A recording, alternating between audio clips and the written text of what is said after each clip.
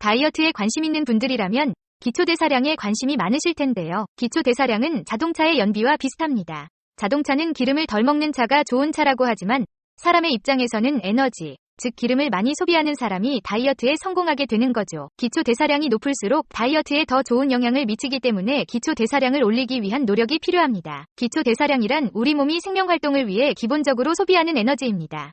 예를 들자면 숨쉬고, 소화시키고, 두뇌 활동하고, 잠자는 등 이럴 때 필요한 에너지입니다.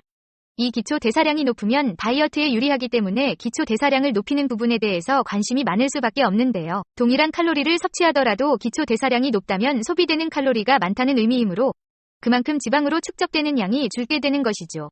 이런 몸이 되기 위해서는 가장 중요한 것이 근육인데요. 근육량이 많으면 기초 대사량뿐만 아니라 활동 대사량이라 해서 똑같이 움직여도 더 많은 칼로리를 소비할 수 있게 됩니다. 다이어트로 지방이 줄면서 자연스럽게 근육량도 줄게 되는데 근력 운동을 통해서 줄어드는 근육을 최소화시키고 기초대사량도 덜 떨어지게 되고 결국 요요 현상도 덜 겪게 됩니다. 똑같이 먹어도 살을 덜 찌게 하는 기초대사량을 높이는 방법 5가지에 대해서 알려드리겠습니다. 기초대사량을 올리는 방법 첫 번째는 단백질 섭취입니다. 기초대사량을 높이는 데 있어서 근육이 가장 큰 역할을 하는데요. 이러한 근육을 손실하지 않기 위해서는 단백질 섭취가 매우 중요합니다. 아침에 단백질을 35g 정도 섭취한다면 하루 총 섭취 열량이 섭취하지 않는 사람보다 400kcal 정도 줄어들고 지방 연소 효율도 높아진다고 하니까 단백질을 꾸준히 섭취하시는 것이 중요합니다. 특히 여성분들, 기초대사량이 낮은 분들, 근육량이 너무 낮은 분들은 꼭 단백질 잘 섭취하셔서 기초대사량도 끌어올리고 근육량도 늘리셔야 건강하게 다이어트를 할 수 있는 조건이 형성됩니다. 두 번째는 규칙적인 식사예요. 식사가 규칙적이지 않다면 우리 몸은 에너지를 쌓아두려는 몸으로 변하게 됩니다.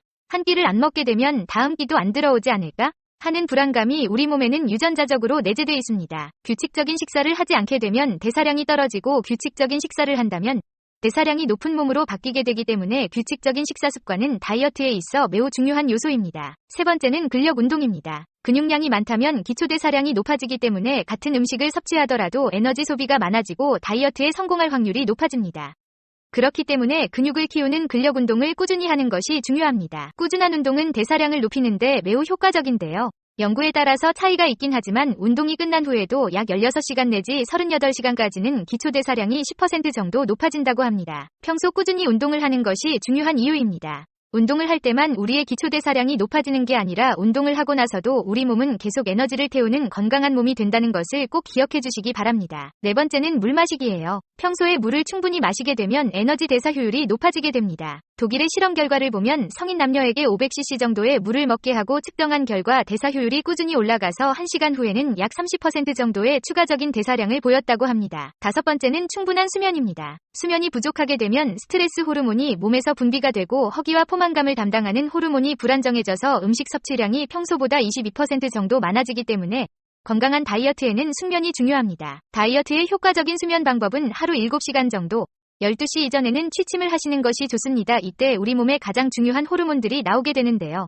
숙면을 취해야만 우리 몸의 기초대사량이 올라간다는 사실 꼭 명심하시길 바랍니다. 오늘 영상에서 다이어트와 기초대사량의 핵심 내용. 다이어트를 할 때 기초대사량을 올리는 것은 매우 중요하며 기초대사량이 떨어지지 않게 근력 키우시고 단백질 섭취도 꼭 챙기시라는 말씀 다시 한번 강조드립니다. 오늘 내용 도움이 되셨다면 좋아요, 구독 부탁드립니다.